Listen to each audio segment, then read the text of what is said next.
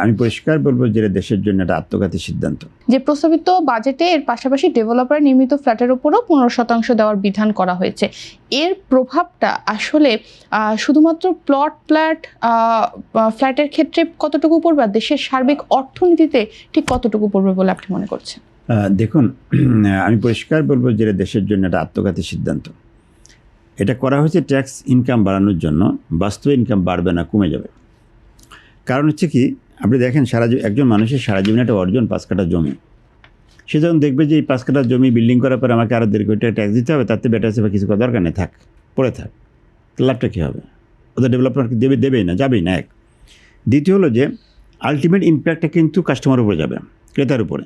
কারণ যে developer company সেখানে লস করবে না। ওদের স্বপ্ন পূরণে পাশে থাকতে পেরে আমরা গর্বিত। আর মালিকরা তখন চেষ্টা করবে কি এটা কীভাবে ডেভেলপার কোম্পানির উপর চাপানো যায়, যে ভাই ট্যাক্স যা আছে সবই আপনার, আমাকে কত % দেবেন। যখন আমি এটা নিয়ে কাজ করব তখন সঙ্গত কারণেই কিন্তু আমার কস্টিং বেড়ে যাবে। একদিকে দ্রব্যমূল্য বেড়েছে, র মেটেরিয়াল দাম বেড়েছে, মূল্যস্ফীতি হয়েছে, অন্যদিকে এই ট্যাক্সের বোঝা।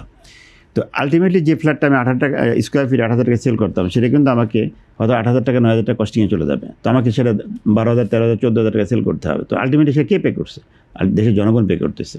তো সেজন্যই বলবো যে এটা ট্যাক্স বাড়বে না, দেশেরও ক্ষতি হবে, জনগণের ক্ষতি হবে। সো এটা অবশ্যই প্রত্যাহার করতে হবে। এক।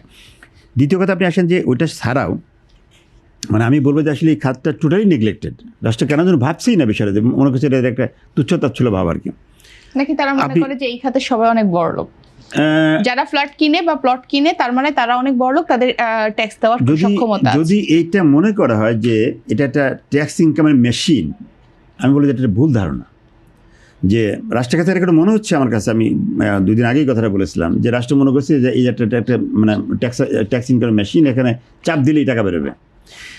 বাস্তবতা হলো যে আপনি দেখেন বাংলাদেশে কত % লোক আছে, আপনি যে যাদের ধরেন এই যে বড় লোক বলছেন, আপনি ধনী বলছেন, কত % লোক?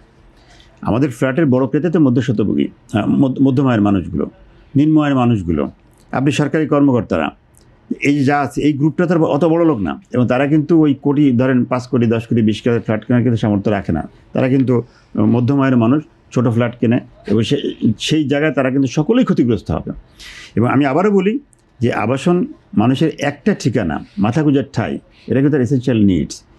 ইভেন বাংলাদেশ কনটেক্সটে ছেলেমেয়ের বিয়ে দিলেও কিন্তু প্রথম প্রশ্ন আসে, ভাই আপনার বাড়িটা কোথায়, আপনার বাসা কোথায়, আপনার নিজের বাড়ি আছে কিনা। তো এই যে এসেনশিয়াল নিডস, এবং এটার জন্য আপনি জানেন, আমি যে গ্লোবাল এক্সাম্পল দিই আপনাকে, অসংখ্য দেশে উদাহরণ আছে, প্রথম বাড়ি করার সময় রাষ্ট্রের পক্ষ থেকে টাকা দেওয়া হয় এডিশনাল। অস্ট্রেলিয়াতে প্রথম বাড়ি করলে $10,000 এমনি রাষ্ট্র থেকে দিয়ে দেওয়া হয়। যে প্রথম বাড়ি করতে $10,000 রাষ্ট্রের থেকে জাস্ট ফিসাবিল্লা দিয়ে দেওয়া হয়। এবারে প্রথম বাড়ি করলে তাদেরকে লোন একেবারেই লো রেট, মানে সার্ভিসেস 1% 2% নিয়ে সেখানে টাকা দিয়ে দেওয়া হয়। আরেকটা মজার বিষয় বলি যে পৃথিবীতে একটা দেশের গ্রোথ স্বাচ্ছন্দ্য কিন্তু ডিপেন্ড করে এই রিয়েল এস্টেট সেক্টরের স্বাচ্ছন্দ্য নিয়ে। এবং এটাও হয়েছে, আপনি দেখেন আমেরিকাতে একসময় প্রচণ্ডভাবে অর্থনীতি ধস নামলো। জাস্ট গভর্নমেন্ট কী করলো, একটা স্পেশাল ফান্ড করে 1% ইন্টারেস্টে যখন রিয়েল এস্টেট লোন দিল, ধামধাম করে কিন্তু আমেরিকা উঠে গেল। It's a history. এবং not only America, Europe, Canada, Australia, even এখন মিডল ইস্টে আপনি দেখেন এই রিয়েল এস্টেট সেক্টর দিয়েই কিন্তু তারা বড় হচ্ছে। কিন্তু আমাদের দেশে এই সেক্টরটা একেবারে অবহেলিত। এরপর আসি দেখেন আরেকটা খরচ হচ্ছে ব্যাঙ্ক ইন্টারেস্ট।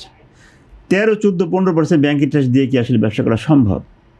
কীভাবে সম্ভব বলেন? একদিকে দাম বাড়ে আমি যা হিসাব দিন 40 থেকে 45% আমার দ্রব্যমূল্যের, আমার যে র মেটেরিয়াল দাম